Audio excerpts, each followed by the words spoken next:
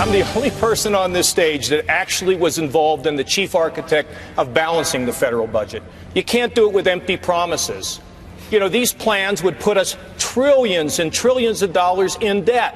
I actually have a plan. I'm the only one on this stage that has a plan that would create jobs, cut taxes, balance the budget, and can get it done because I'm realistic. You just don't make promises like this. Why don't we just give a chicken in every pot while we're coming up with these fantasy tax schemes? We'll just clean it up. Where are you going to clean it up? All right, that was Ohio Governor John Kasich last night calling out his Republican rivals on the debate stage in Boulder, Colorado. And he's here now with more reaction. Governor, good to see you. Thanks, Sean. All right, that was a pretty aggressive John Kasich last night. I didn't understand this part of the strategy.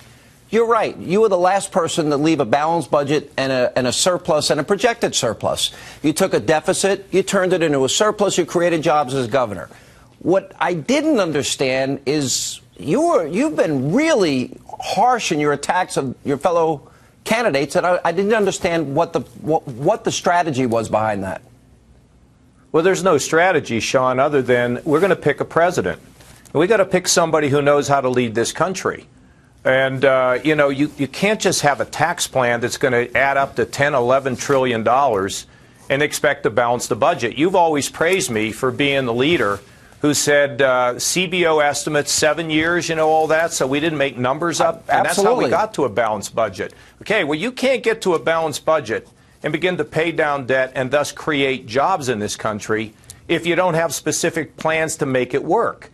You can't bring up 11 trillion. But you can't ring up $11 trillion in debt, Sean, and say that's somehow going to lead to a balanced budget by cutting waste, fraud, and abuse. Come on. That's not the way any business runs, and it's just it's not real.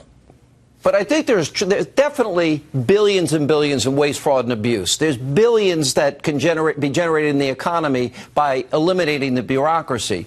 The energy sector, I would argue, would create millions of jobs, get people off of dependency, out of poverty. If you add to that the trillions of dollars overseas that could be repatriated by multinational corporations and a lower tax rate, that would result in infrastructure building and manufacturing centers being built in America, not overseas. And every candidate seems to have at least many of those components as part of their plans, including you. Well, my plan has all that, Sean. Sean, my plan has all of that. As you know, it's energy independence. It will help our economy. It's a significant tax cut for corporations, including automatic expensing. It's bringing all those profits home from Europe without any taxation. It's lowering our personal rate to 28%, the same rate that Ronald Reagan had. But, those are the plans that I think will work, that will fit into the framework of cutting taxes, balancing budget, and creating jobs. Look, I've done this in Washington, which no one has done since. And it was the first one to do it since man walked on the moon. I've done it in Ohio, and now I have a plan for America. Now, I could say that I could lower the personal rate down to 10%. The numbers won't add up, Sean. Now, do you just want me to make campaign promises, put a chicken in every pot, or do you want me to come up with something that's going to be real? But wait a minute, it's going to be real, that's going to grow this economy, and it's going to help our kids. And the other thing I want to tell you is this. I can go to Washington with a great team, and I can grow jobs and transfer a lot of programs out of that town. But we also need to attack the issue of the spirit in our country, which is stronger families and stronger neighborhoods. But you've got to make sure that you know how to make that town work in Washington, because it's tricky. Listen, I give you credit because you were there and you did it and you were the architect and you used real numbers. And I give you credit for what you did as governor. Let's go to the exchange that you had with Donald Trump, and let's analyze this. Take a look. First of all, John got lucky with a thing called fracking, okay? He hit oil. He got lucky with fracking. Believe me, that's why Ohio is doing well. And that's important for you to know. Number two, this is the man that was a managing general partner at Lehman Brothers when it went down the tubes and almost took every one of us with us, including Ben and myself. Because I was there and I watched what happened, and Lehman Brothers started it all. He was on the board and he was a managing general partner. Okay. And just thirdly, he was so nice. He was such a nice guy. And he said, oh, I'm never going to attack. But then his poll numbers tanked. That's why he's on the end. And he got nasty. So you know what? You can have him.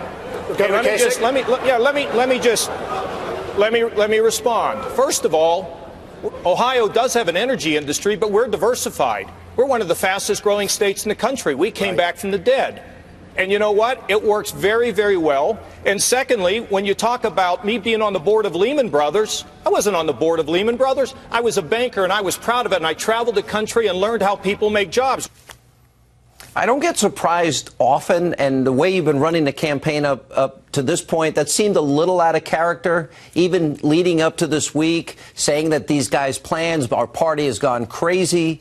Do you really feel that way about your fellow candidates? Let me tell you. You think that it is right to try to phase out or get rid of Medicare and Medicaid, has been suggested?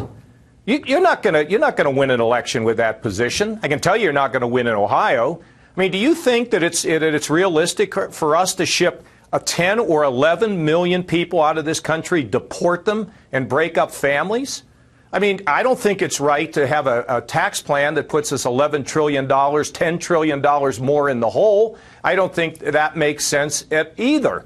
Now, the attack on Lehman Brothers, first of all, I worked in a two-man office in Columbus, Ohio.